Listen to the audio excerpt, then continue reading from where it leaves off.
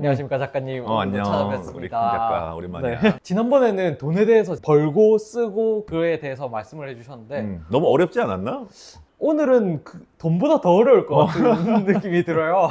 많은 사람들이 확신이란 걸 이제 했다가 또 계속 후회를 하니까 이게 맞는 건가? 오히려 확신을 반대로 의심을 해야 되는 거 아닌가? 이런 생각도 하는 것 같거든요. 우리가 확신이라는 게 확실한 신념을 확신이라 그러잖아. 근데 우리가 믿음이 강해지면 신념이 되거든.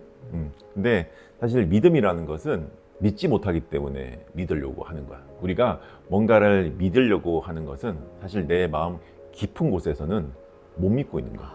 그래서 반대네요. 그렇지. 그래서 왜 사이비 교주들이 믿습니까 하잖아. 그 말은 뭐냐면 자기도 못 믿고 신자들도 못 믿는 거야. 그래서 믿습니다 라고 말하는 거야. 근데 사실 믿음보다 더 중요한 것은 알미라는 거야. 우리가 뭔가를 안다는 것은 믿음 그 위에 있는 거거든. 왜냐? 믿는다는 것은 노력이 필요하지만은 안다는 것은 노력이 필요가 없어. 예를 들어서 강 작가 남자잖아.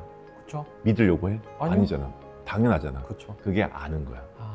강 작가 너무 잘생겼잖아. 그게 그게 믿음이야. 내가 잘생겼지라고 믿으려고 하는 게 믿음이고, 나 남자야.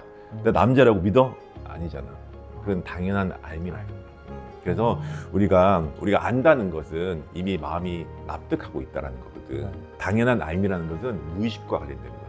이 무의식에 이 알미 각인되어 있으면 난 나도 모르게 그 생각을 하는 거야. 그 무의식의 관념이 나는 남자다라고 강하게 박히는 관념만큼 나는 풍요하다, 나는 감사한 존재다라는 그 관념이 딱 박히는 순간 인생이 바뀌는 거야.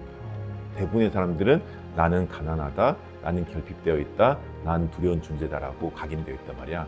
그 각인되어 있는 씨앗을 바꿔야 돼.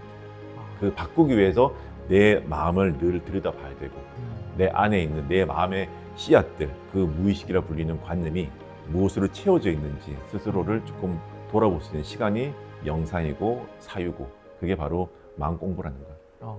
그래서 내 마음을 자주 들여다보는 시간을 가지는 게 중요해. 어떤 두 가지 선택지 중에 어떤 믿음을 가지고 A라는 선택지를 선택을 했을 때 얼마 가지도 않거든요. 바로 뒤돌아보면은 B라는 선택지가 조금 더 좋아 보이고, 그렇지. 그 자리에서 금방 후회를 할 때도 있거든요. 그거는 사실 후회가 아니고 욕심이야. 욕심. 우리가 욕심이 뭐냐면 모순된 두 가지를 다 가지려고 하는 게 욕심이거든. 예를 들어서 A를 선택하면 B를 포기해야 돼. 그리고 B를 선택하면 A를 포기해야 되는데 A도 갖고 싶고 B도 갖고 싶은 게 욕심이야. 그러니까 예를 들어서 카드는 쓰고 싶고 카드 값은 갚기가 싫어. 근데 카드를 쓰면 당연히 카드 값을 갚아야 되잖아. 근데 두 가지를 다 갖고 싶은 게 욕심이야. 어떻게 보면 우리가 어떤 선택을 못한 이유 중에 하나는 욕심 때문이야. 두 번째 이유는 두려움 때문이야. 내가 선택한 게 과연 옳은 선택인가에 대한 두려움을 인간은 가지고 있거든.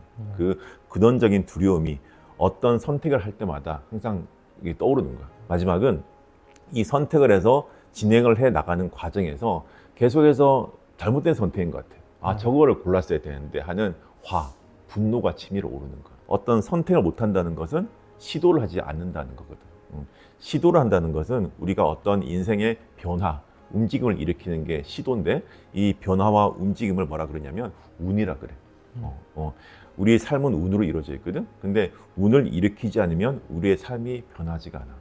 우리의 삶이 늘 똑같은 패턴으로 반복되는 이유는 우리가 이런 운을 일으키지 않는 거고, 운을 일으키지 않는 것은 시도를 하지 않았던 거고, 시도를 하지 않은 이유는 우리가 어떤 선택을 안 했기 때문이야. 나는 인생에서 후회되는 몇 가지가 내가 다양한 시도를 좀 덜 했던 거. 30대 나 되게 바쁘게 살았거든. 그때 뭐 인턴하고 레지던트하고 막 공중보건이 하면서 되게 바쁘게 사는 바람에 너무 한쪽 방향에서의 어떤 시도만을 하고 다양한 시도를 못 해봤거든.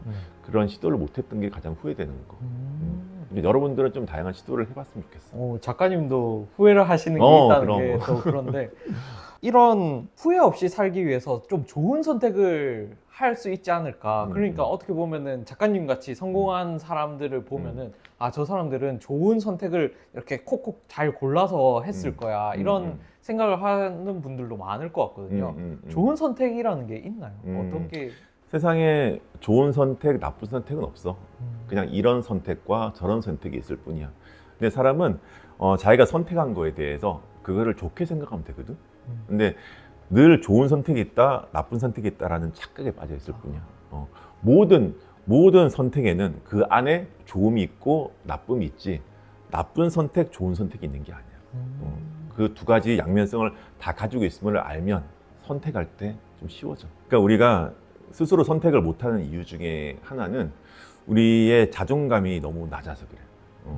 자존감이 뭐냐면 자기 존재에 대한 감사거든. 우리의 내면이 감사로 채워져 있지 않고 결핍으로 채워져 있다 보니까 그 결핍감을 자존감으로 채우는 게 아니라 자존심으로 덮으려고 하는 거야. 자존심은 뭐냐면 남으로부터 지키고 싶은 자신의 존엄이 자존심이거든.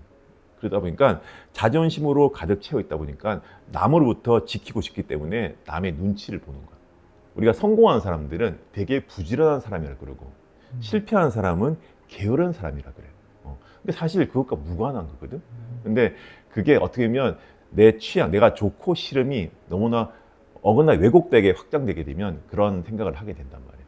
그래서 어떻게 보면 내 취향대로 어떤 선택을 하는 거 너무 좋아. 그리고 선택한 거에 대해서 내가 이걸 좋아하잖아? 그 좋아하는 마음을 계속 가지고 계속 하면 돼.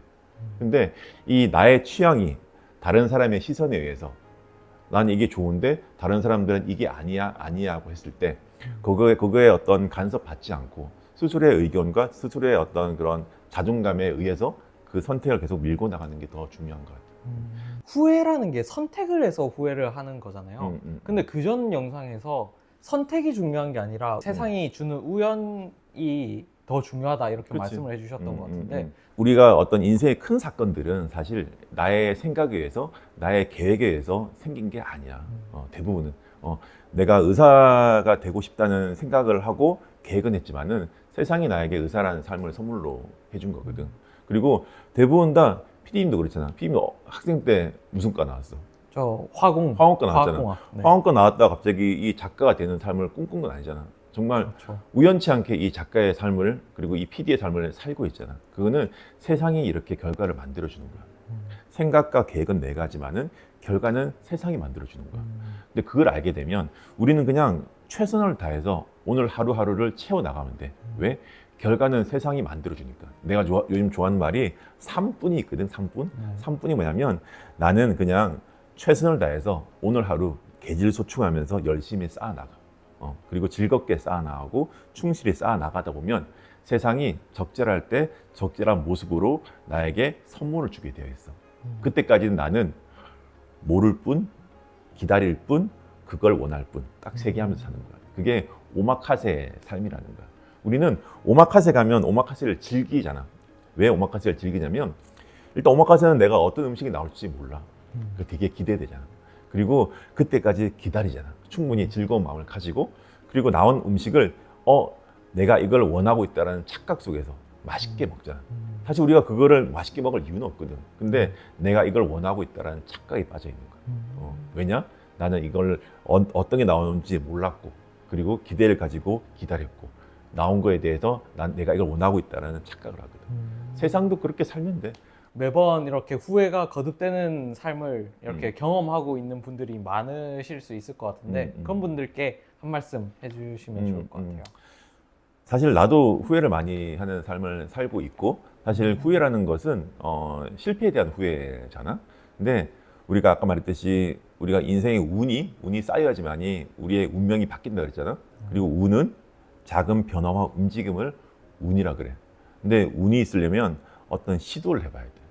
시도가 많아지고 실패가 많아져야지만이 성공할 확률이 높아지는 거야. 옛날에 내 책에 썼는데 내 친한 동생이 옛날에 헌팅을 굉장히 잘했어. 근데 헌팅의 성공률은 1%도 안 돼. 근데 걔는 한 100번 정도 헌팅을 하면 한 번 정도 성공을 해. 그럼 걔는 어떻게 하냐? 200번, 300번을 하는 거야. 그러면 실패가 당연해지는 만큼 성공도 당연해지는 거야.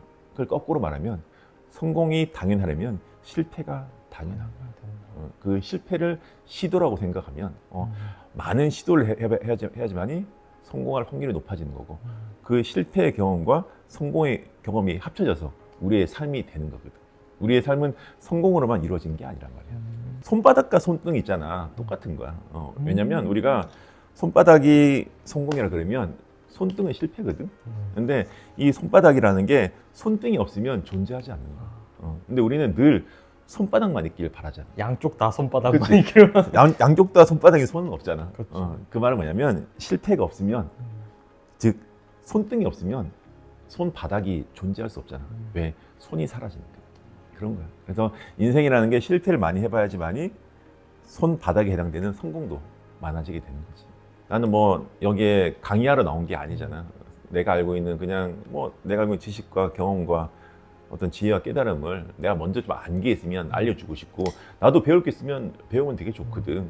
그래서 다양한 질문들을 좀 해주면 좋겠고, 뭐 구독자 여러분들도 댓글창에 좀 그런 거 남겨두시면 제가 보고 답을 해드릴 부분이 있으면 제가 답을 해드리도록 할게요.